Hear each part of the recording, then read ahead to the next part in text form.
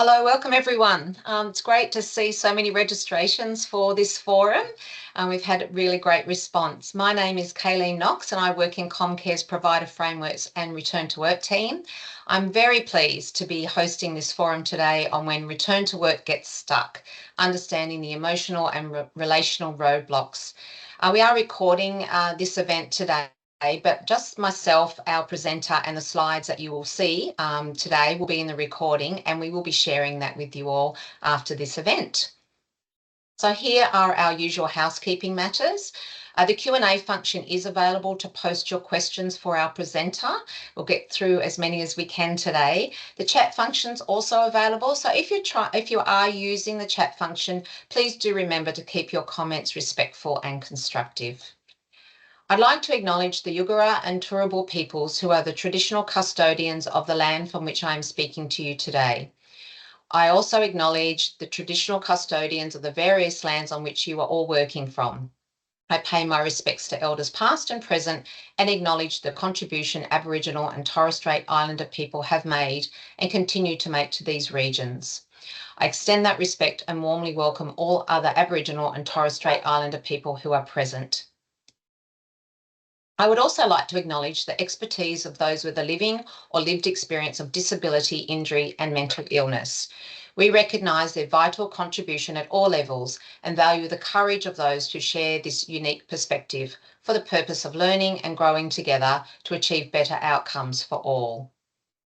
So if anything you hear in the forum today has an impact on your own mental health, we encourage you to reach out for help. So you'll see that there's some support services listed there and a selection of those in the chat as well. So here's our agenda for today. We'll start with a presentation from our keynote speaker, Dr. Samantha Hardy, who will take us through some common emotional and relational challenges in return to work. We'll then get the opportunity to have a Q&A session with Samantha, so please get those questions ready. And then we'll finish with a very quick Comcare update. But before we talk about why we felt this topic was so important for today's forum, we want to take a quick poll. Your response will be anonymous, so please do respond. Hopefully that will pop up on your screen. I'll read that out for you. Let me just see, that's just coming on to mine now. What do you find is the most common non-medical barrier to return to work? So you can just choose one of those: a lack of trust between the employee and the employer, fear of anxiety about returning to work, poor communication between parties, a sense of unfair treatment or injustice, or if there's something else that comes to mind, please do feel free to pop that in the chat. And then once you have responded to that, you can press submit and remove that from your screen. So thank you for those of you who have responded. I'll keep moving on because there's lots to cover today. So we wanted to start today by acknowledging something many of you already know from your own experience, and that is returning to work after an injury or illness can be incredibly emotional, particularly for employees. So even when an employee is medically cleared, the real barrier is often relational. Things like a loss of trust, a sense of being wronged, or fear of going back to work perhaps into the same unresolved situation. And we see that in different ways. Maybe the employee is resisting the planning, they're avoiding contact with you or others, or showing up disengaged. Underneath it, it might be spite, embitterment, or perceived injustice. So these are very powerful emotions. And as case managers, you're often the first person to notice when something's not quite right. So that's why we're having this conversation today, because these emotional and relational blocks deserve just as much attention as all the practical ones that we've covered previously. But what do we do about them? Well, luckily, here today to help us answer this question is our guest speaker, Dr. Samantha Hardy. Dr. Hardy, or Sam, as she prefers to be called, is a conflict resolution specialist and founder of the Conflict Management Academy. With a background in law, coaching and education, she helps leaders and organisations manage conflict in more constructive and human-centred ways. Sam is an accredited mediator and internationally recognised coach with a PhD in law and conflict resolution. She's also the author of several books on dispute resolution and was recently named Conflict Coach of the Year. So what a great set of qualifications. Welcome, Sam. We're so pleased to have you here today to talk to us. Thank you so much. Thank you for inviting me. And I'd like to pay my respects to the Kaurna people of Adelaide, where I'm joining you from today. And I do love giving keynotes over Teams because it's not often I get to do a keynote while I'm wearing my Ugg boots because it is freezing here today. So I'm going to use, rather than using slides, I'm going to overlay some images on my screen like this one.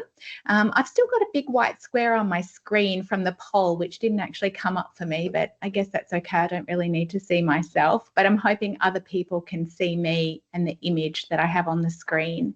I can see you, Sam. Okay. Maybe someone else can do it. Yep, I've got a few thumbs up there from the team, so Okay. it looks good. Looks Great. good at our end. Yeah. I'm not giving you lots of text on the slides, so they are just something to illustrate some of the points that I'm making, so don't worry, I won't do death by PowerPoint.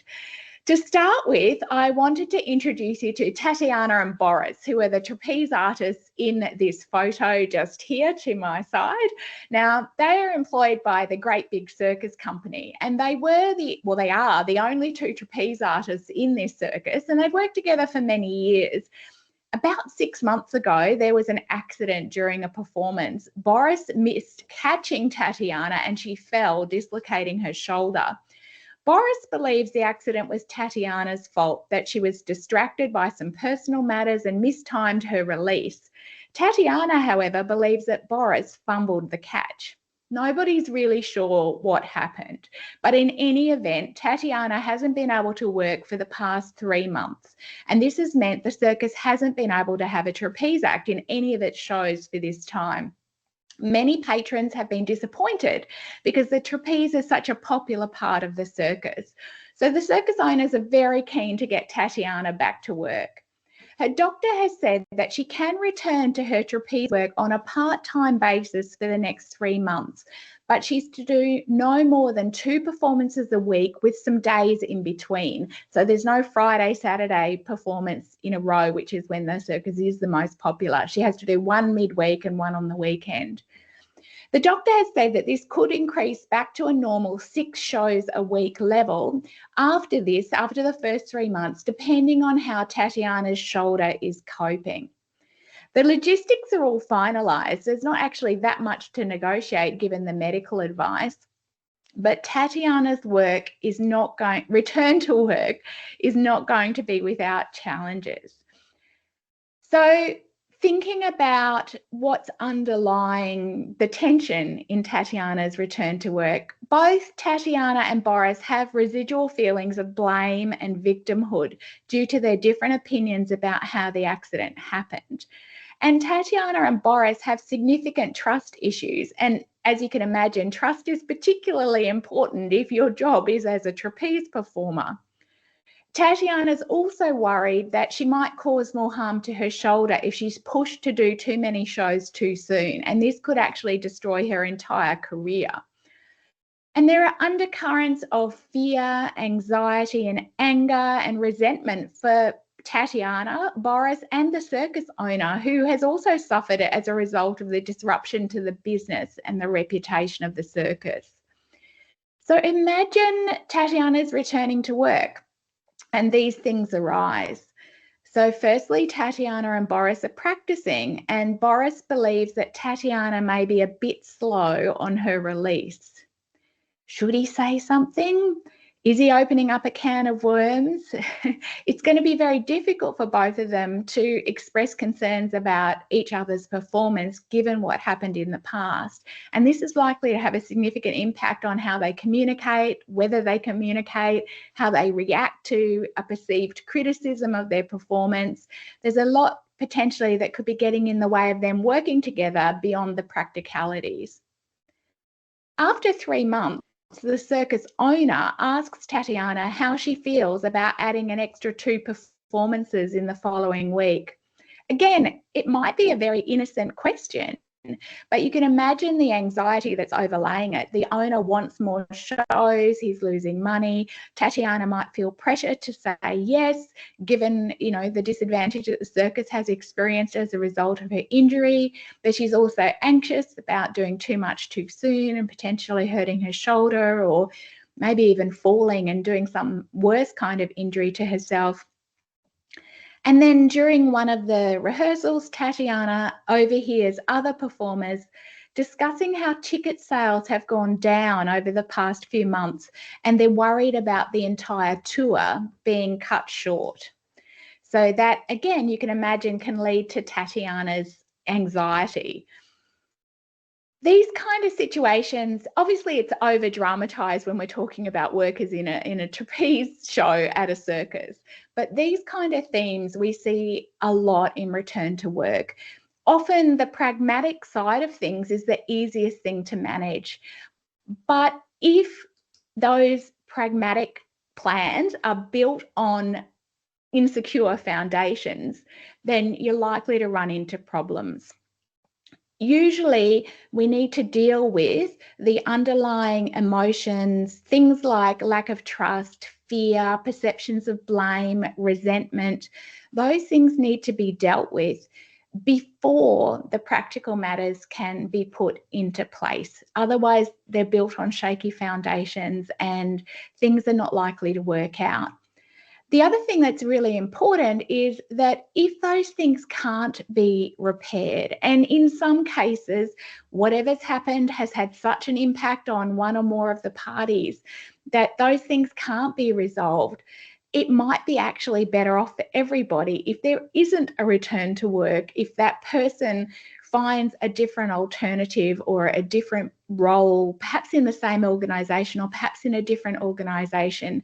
But we need to be realistic about the fact that it's not only the practical side of things that needs to be put in place, but we need to deal with those relational, emotional, trust side of things. Otherwise, the practical matters may not last. They might not even work from the beginning if it's bad enough. So apart from the fact that these are shaky foundations, if we do put people back into a workplace, those things create barriers.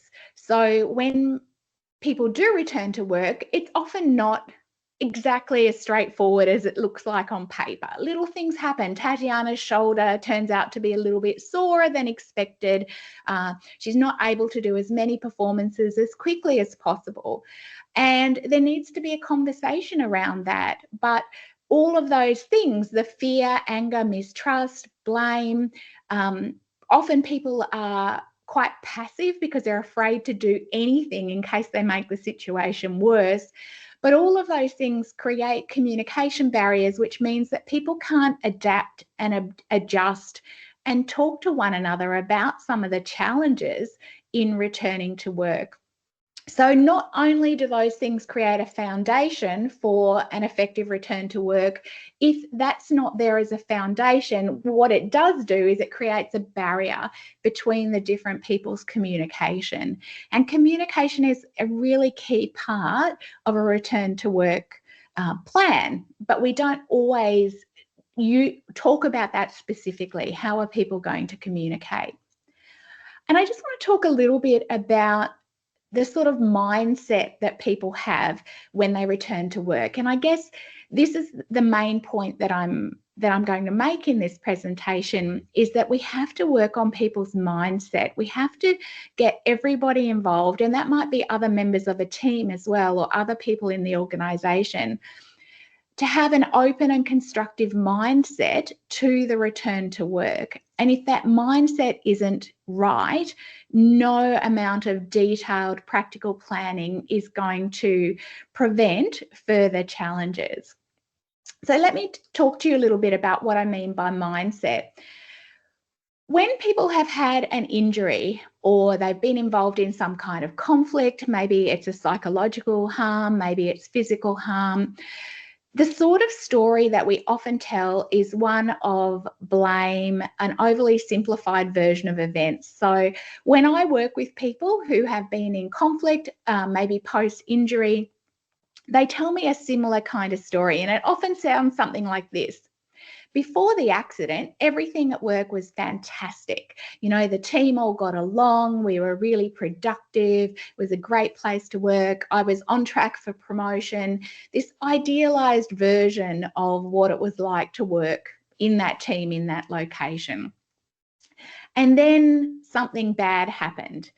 And often people focus on the bad events, the particularly dramatic negative events. They don't talk about the neutral events or any positive interactions that might have occurred in the meantime. All they focus on are examples of negativity, examples of often what is assumed to be blameworthy conduct. So they tell me the story about, and then this bad thing happened, and then this bad thing happened. And they often imply intent, which is a particular psychological approach that when something bad happens because of somebody else's behavior, we imply negative intent. But if we do something that has a bad impact, we explain it by reference to the circumstances, not a negative intention. So that comes out in people's mindset around what needs to happen in response to this injury or this conflict. They then tend to present an obstacle, and what they really want to happen is to make everything go away and pretend that it never happened. And in some ways, that's what personal injury litigation and compensation is supposed to do in theory. We're supposed to compensate people, rehabilitate them, and then it's as if it never happened. Everyone can just go back to the way it was before.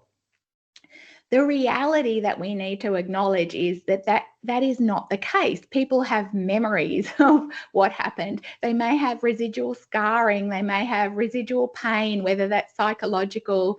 They have trust issues. They have anxiety. And we often act as though people should just put that aside. So we work on the practical and we think once the practical's sorted, all the rest of it will fall into place. But we're actually doing it a little bit back to front. We have to work on the mindset first for the practicalities to actually fall into place.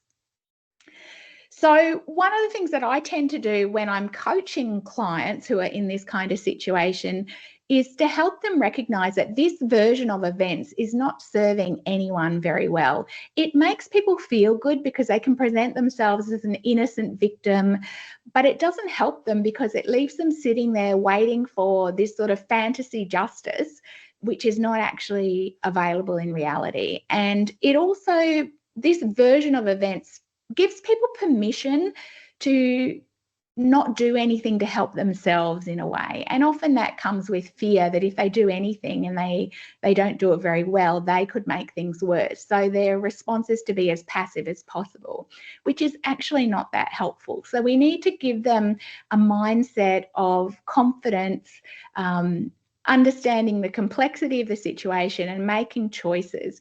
And what a lot of people don't realize is sitting around and being passive is a choice, but it's often the default choice and it's seen as the easiest choice.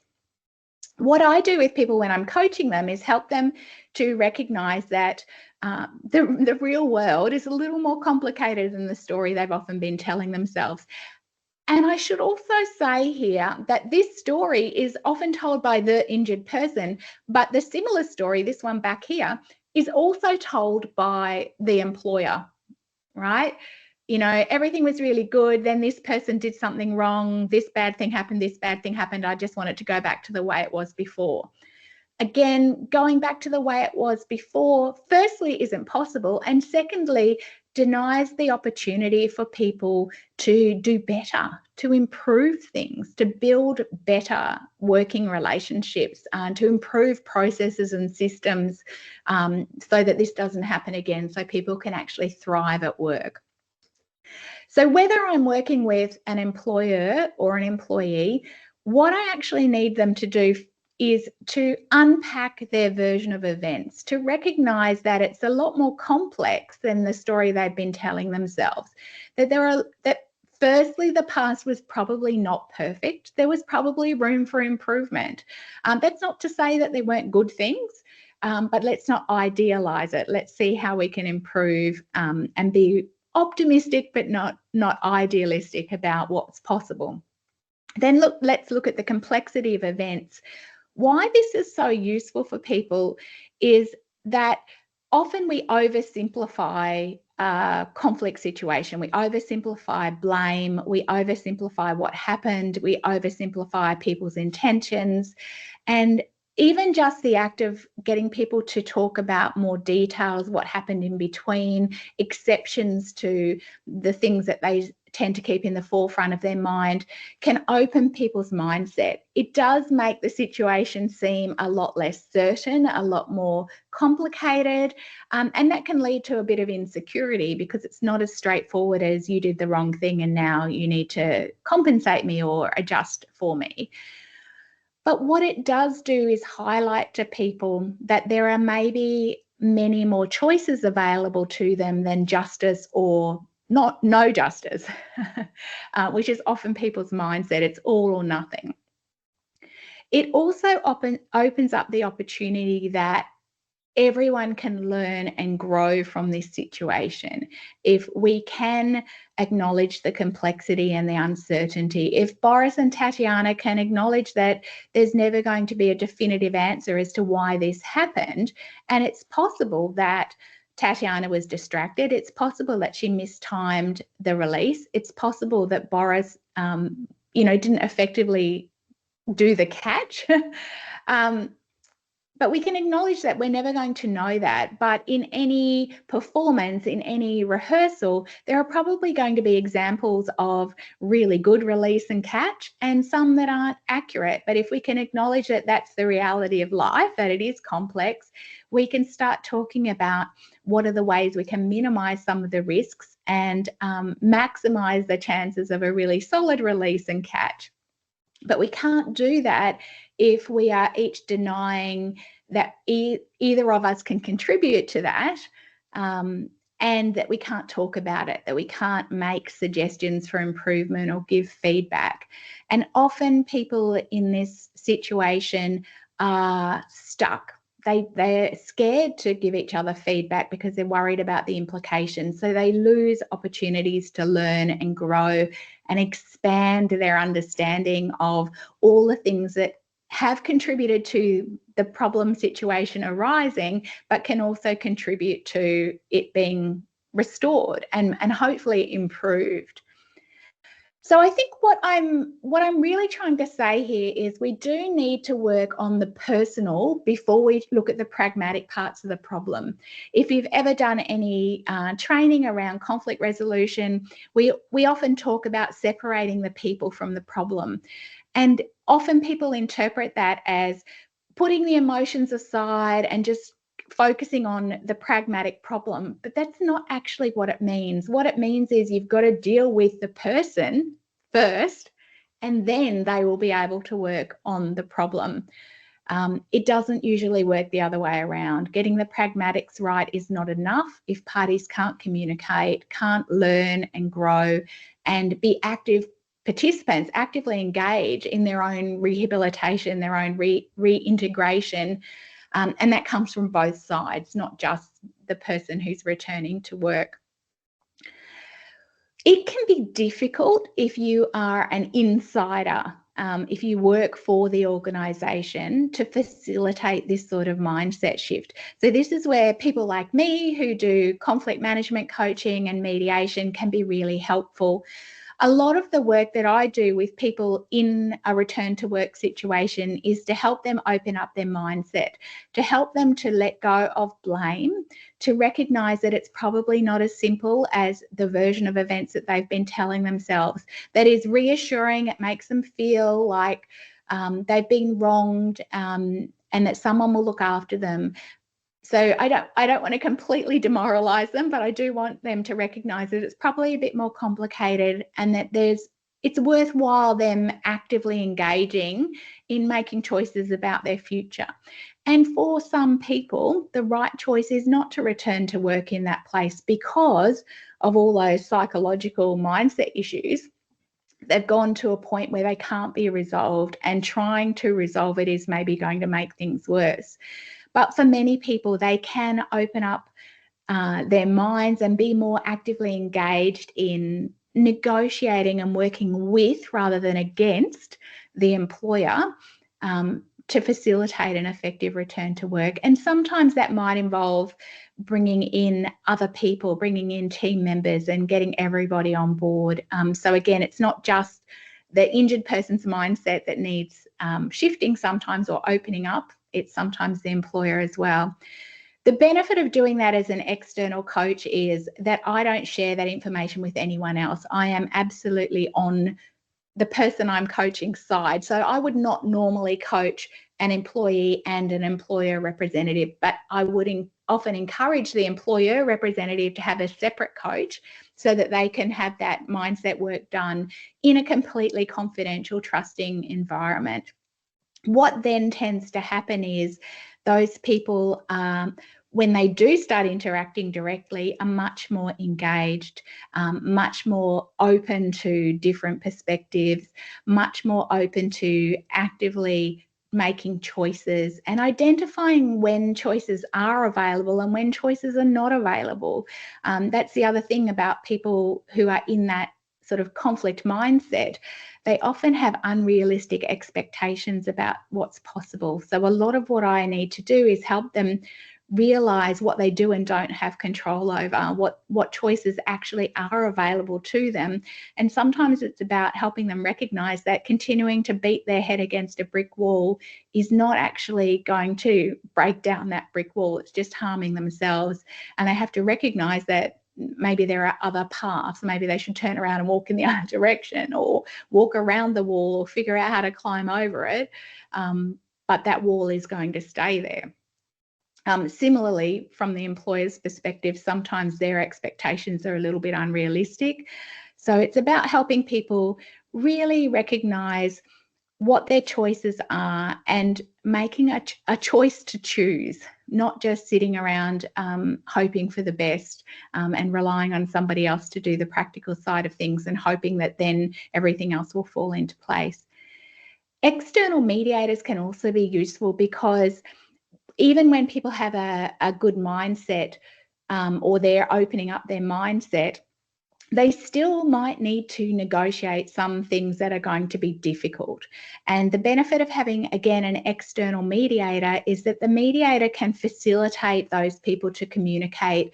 So with this image that I showed you with the wall in between, the mediator can help people start to remove some of those bricks and to be able to communicate despite those challenges and work through some of those challenges with an external facilitator. So again, if we can work on those things, the practical side should be pretty easy. People should be able to express clearly their needs. People should be able to ask questions of one another. They should be able to actively engage in choice.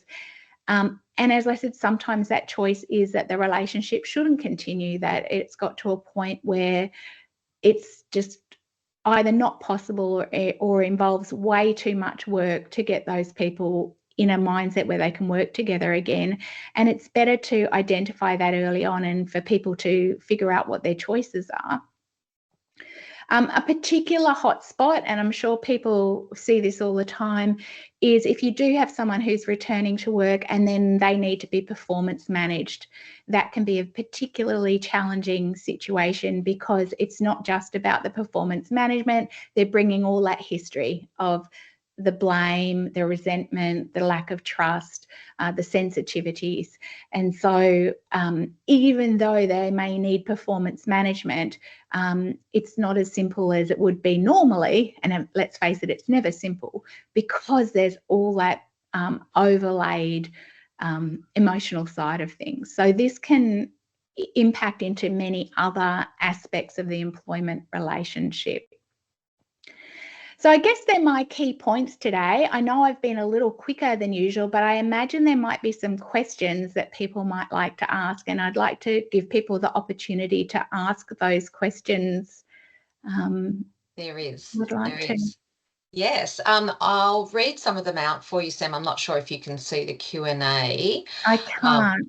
No, that's fine. So do let me know if you want me to repeat. The first one that came through is, what if we suspect there is a relational barrier, but the employee won't tell us directly? How do we draw it out?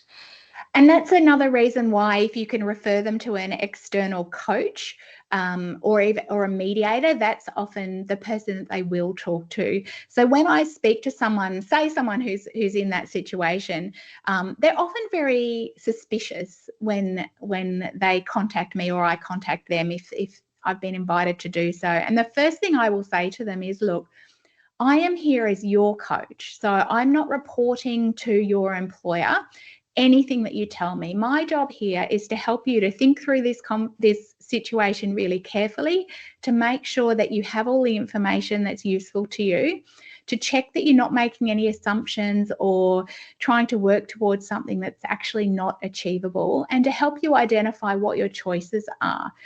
You will be able to make any choices you like. And the more open you can be with me, the more I can help you to figure out what's going on and what's really important to you here. And when people hear that I am there for them, that I'm not reporting anything to their employer, people will be generally very open with me about what's concerning them. Now, I can't guarantee to an employer, for example, that I can fix a relationship problem. What I can guarantee is that with that person, I can help them identify that problem, analyze the causes, and to think about whether there are any choices that they could make that might improve that situation enough for them to comfortably return to work and be a productive part of the team. That might be thinking about whether or not they want to have a direct conversation with a person or people who are involved, whether they might want a mediation, or whether or not there is some kind of fundamental relational issue that might mean that the best choice for them is to choose another employer, to look for other work. So I think in that sense, an independent consultant can be your best friend in that they can create a safe space for people to raise those issues and really deeply reflect on them.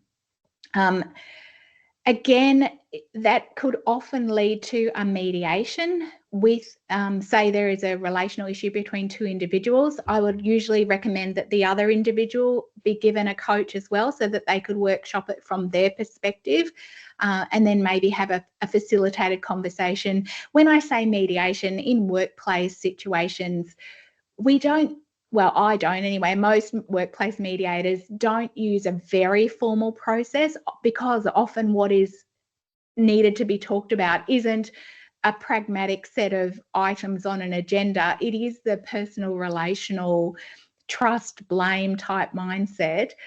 So we tend to do that in a fairly informal, facilitated conversation way, but it gives people a chance to really explore that with one another and to identify whether or not there are choices that they could both make that could make their relationship manageable and hopefully create a foundation for it to grow and develop into the future. Yeah, so that, I guess that's a long answer, but I think that's probably the best thing. If you are really concerned and they're not talking to you about it, there's probably fear in raising it, and bringing an independent person in can help them open up. Yeah, and I know that some of our employers in the scheme, I think probably all of them have EAP providers, and a lot of them offer that facilitated discussion as part of their service offering. Yeah. Has that been your experience as well? Absolutely, absolutely.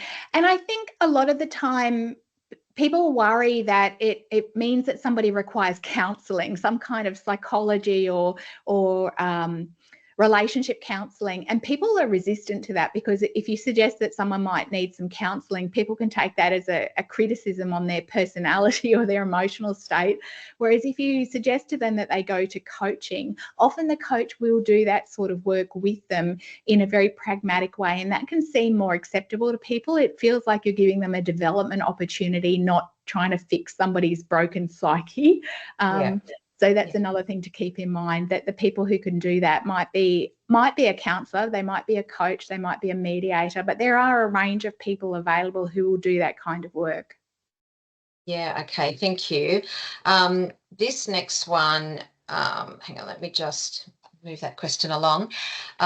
This next one, I think you've partly responded to, and the best way to approach a situation where the manager is reluctant to be involved in that mediation, or perhaps the facilitated discussion doesn't see it as necessary. Would that be a coach that would assist with that, or is there something that our audience could do to help promote that sort of conversation? Look, I mean, I guess the key is, what is it that's stopping that manager wanting to be involved? And again, finding the person who could ask that question of the manager in an environment where the manager's maybe willing to answer it. There might be all sorts of reasons. If the manager is open to speaking with a coach could certainly would ask those questions. You know, what's getting in the way of this conversation?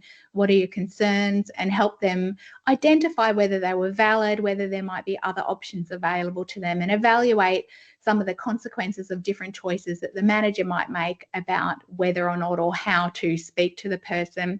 A mediator, if a mediation or a facilitated conversation was an option, would also do that work.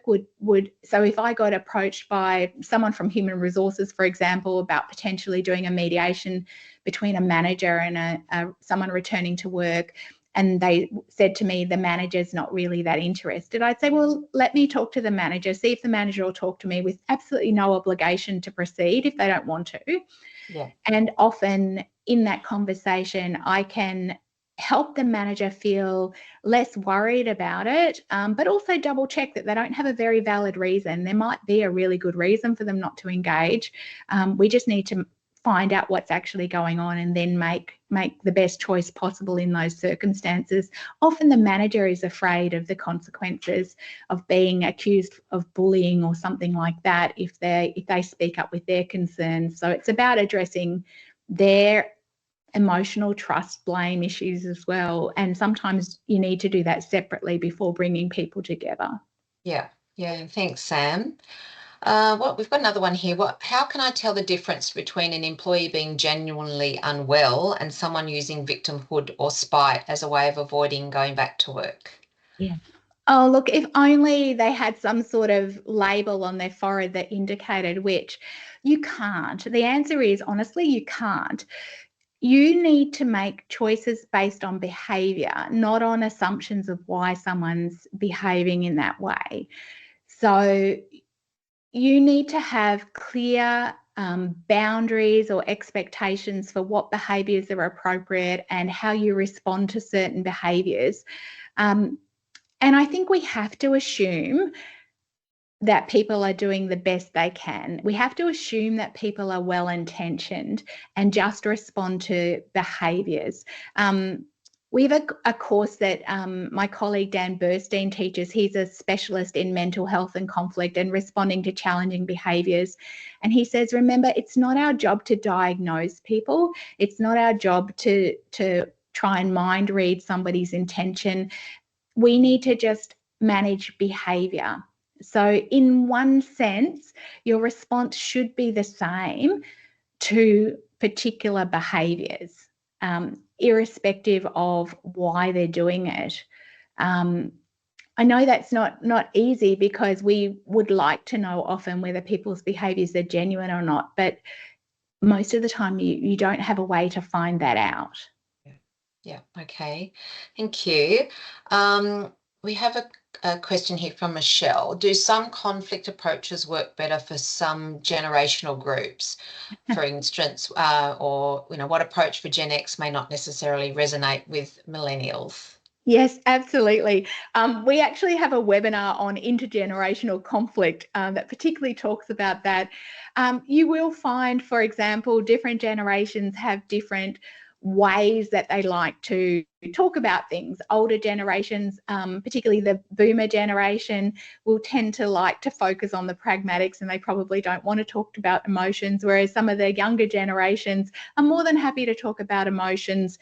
Younger generations also do things like wanting appreciation. They say they want feedback, but actually what they mean is they want appreciation and acknowledgement, which is not quite the same thing. So I think having an awareness of some typical traits of people from different generations can be useful in tailoring your response. But I also think it's important to understand that any individual is likely to be different even within the same generation. So we can recognise some trends of people in generations. There are different work ethics, I suppose. It used to be the case that you would stay in one organisation and you would work your way up. These days, people move around a lot and have a much more, focused on being authentic individuals in the workplace rather than conforming, which can cause a whole lot of conflict if you've got people who are managing you from different generations. So I think it's something to be aware of, that it is one of the attributes of the individuals concerned that will impact on how they relate to one another, and particularly how they relate to one another in conflict. But again, I think we just treat everyone as an individual, and we notice what sort of behaviours they're demonstrating, what sort of needs they seem to be expressing, how they tend to communicate, and we try and tailor our responses to the individuals in front of us. So again, we don't use it as a shortcut or a label that we then respond based on assumptions. We might use it as a clue to ask questions, to double check that our assumptions are based on fact and not just our categorization of somebody as neurodivergent or Gen X or millennial. So I guess my simple answer is yes, it can make a difference, but the key is to treat everyone as an individual and get to know them as individuals, so we can respond in a way that works for them to maximise their opportunity to express their needs and understand other people's perspectives and needs. Yeah, thanks, Sam. We've got plenty of time. We're doing well, and the questions keep coming in, which is terrific. So got heaps of time, so it's very good. Leanne has asked if there is a relational barrier as presented by an employee. They are open to a facilitated discussion, but there is risk of distress from the other party if this action was raised, or the other party does not wish to participate. So a little bit similar to the manager one, in any facilitated discussion. How would you proceed with the employee in that circumstance? Look, it's really difficult, isn't it? Because if the employee can't participate in a facilitated discussion, then you've got to question how they're going to function in the workplace with that manager if they can't even communicate with a facilitated conversation. If I was coaching the employee, I'd do a lot of reality testing with them about what their concerns are and what that might mean to them in the future. It's highly often what they'll say is, I just want that manager gone, or I want to not have to work under that manager anymore. Again, it's the idealized solution.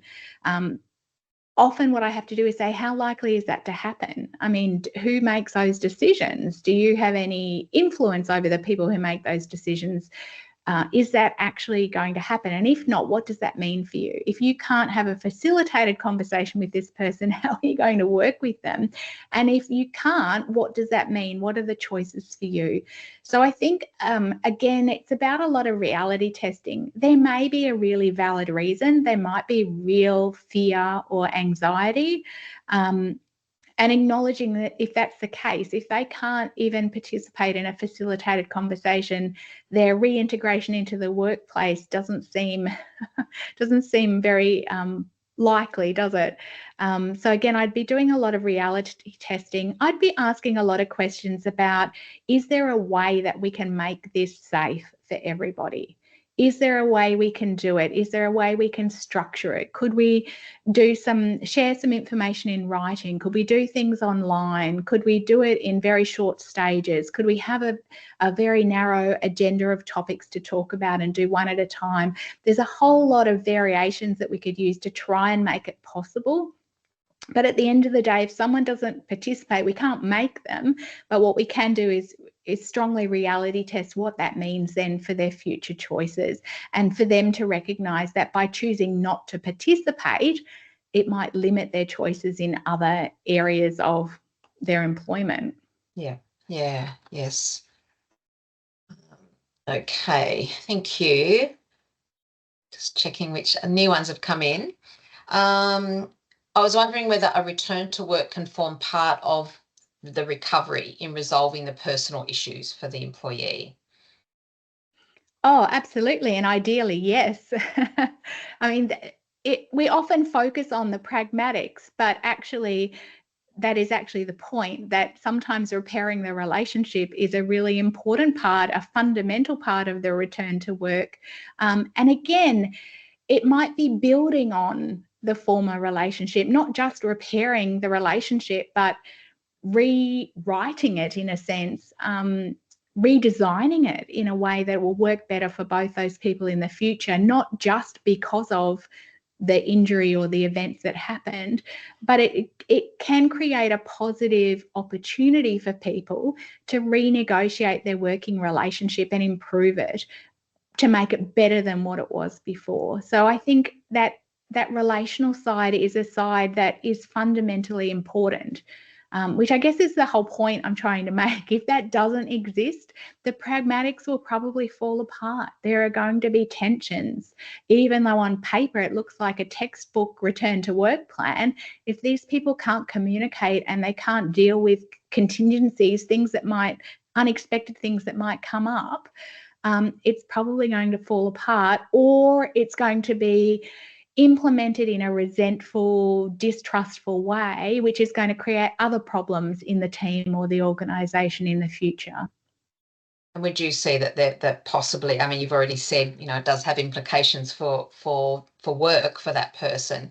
So it might be then that they might have to return to work somewhere else if they're not. Yeah. And I mean, that's the problem in this situation is we all want the fantasy solution. We all want to pretend that it never happened. We want to somehow fix it so that everybody lives happily ever after.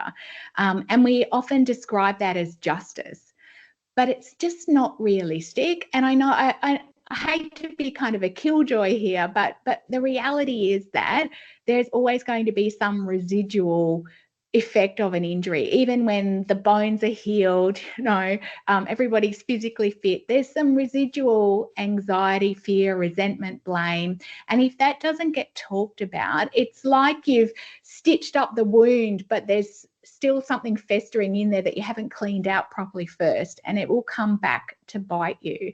And so sometimes we do have to be realistic and say, this is not going to work, and the best thing we can do is support you to find another role to make it a positive disengagement from this role, rather than everybody leaving feeling bitter and angry and not wanting to give a reference or something like that.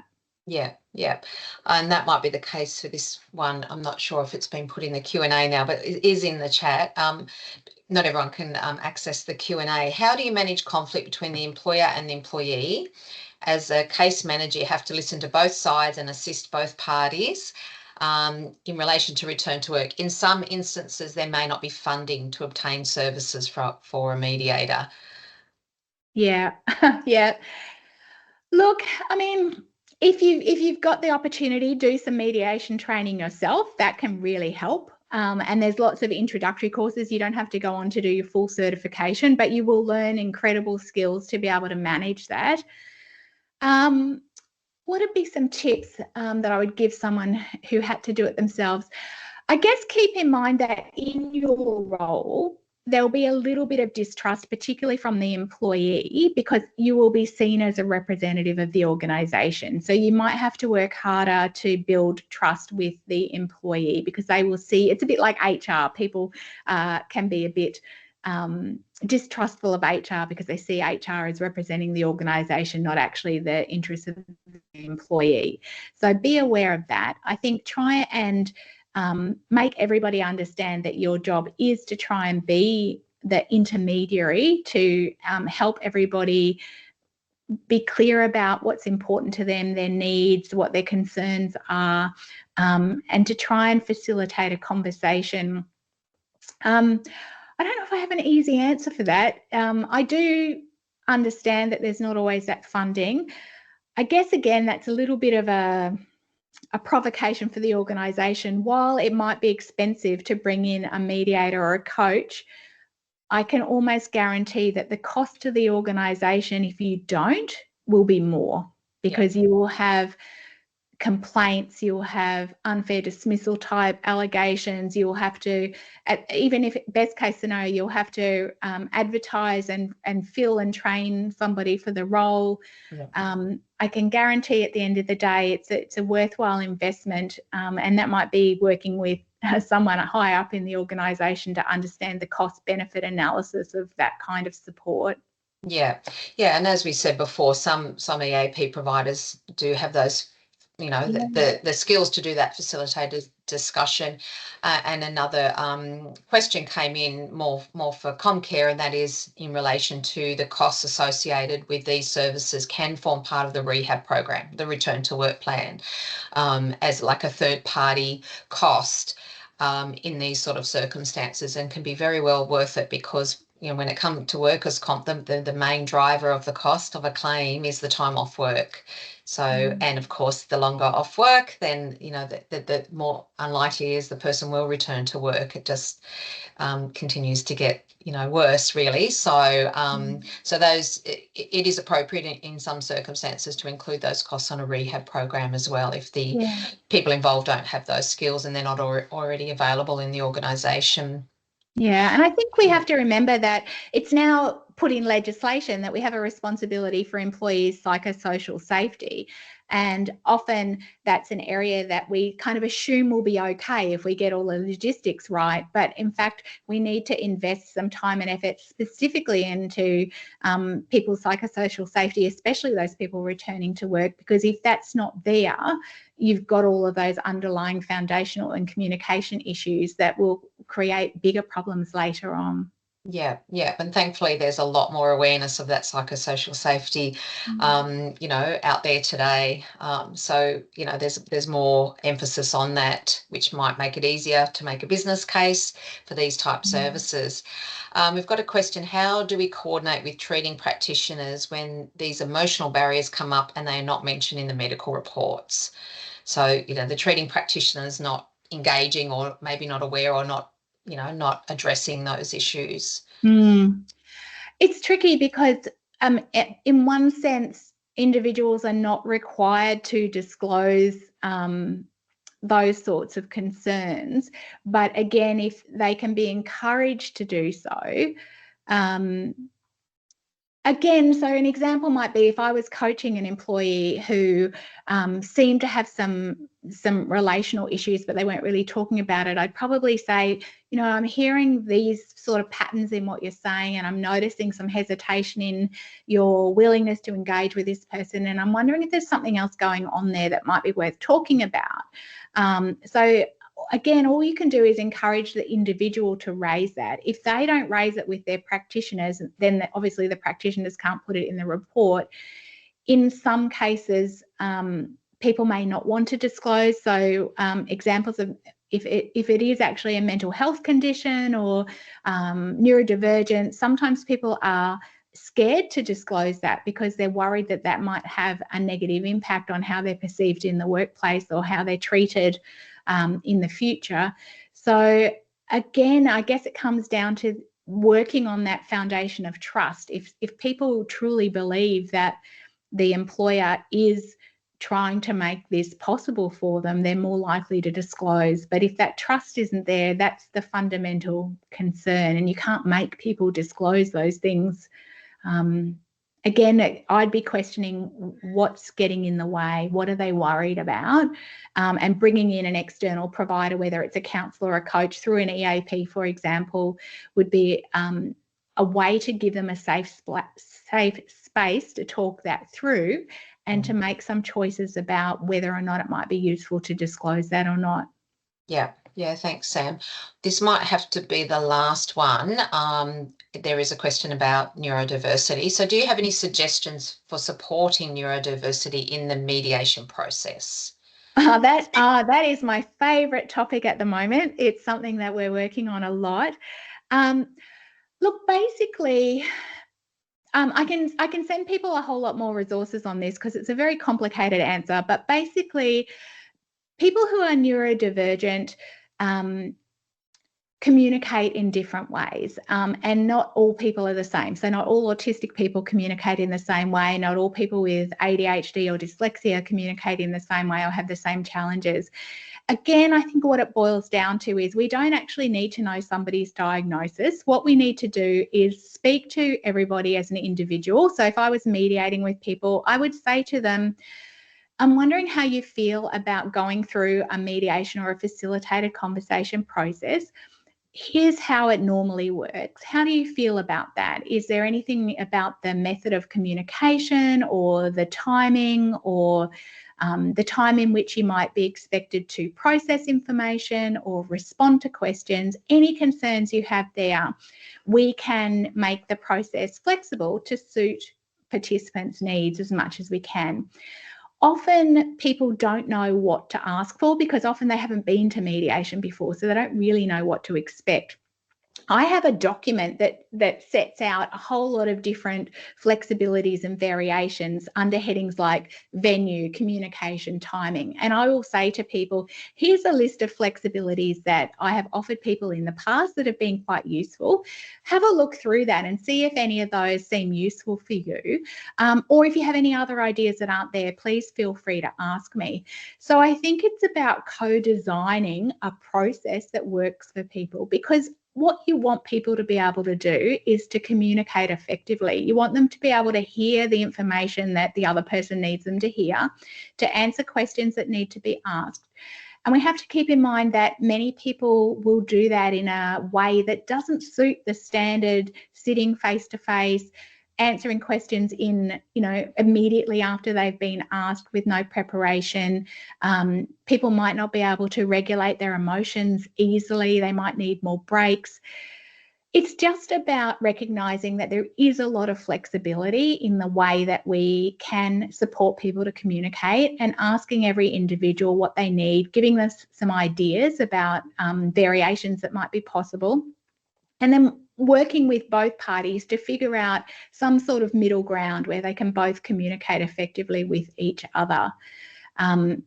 I've got lots more resources on that. If anyone wants them, just contact me. I'm easy to find on LinkedIn or just at the Conflict Management Academy website. But it's kind of a complicated question, but it's also a simple one. Just treat people as individuals and ask them what they need. Yeah, thank you. We are out of time. So thank you to our audience, first of all, for those thoughtful questions. Really great conversation. But also, everyone, please join me in thanking Sam for taking us through such a complex topic and some really useful examples there. So thank you for your time today, Sam. It's been terrific. Thank you so much for inviting me. I'm really happy for people to get in touch if they've got questions subsequently too. I'm easy to find. I've got a lot of resources I can share for people. Terrific, thank you. All right, well, we'll move on. Thanks for that, Sam.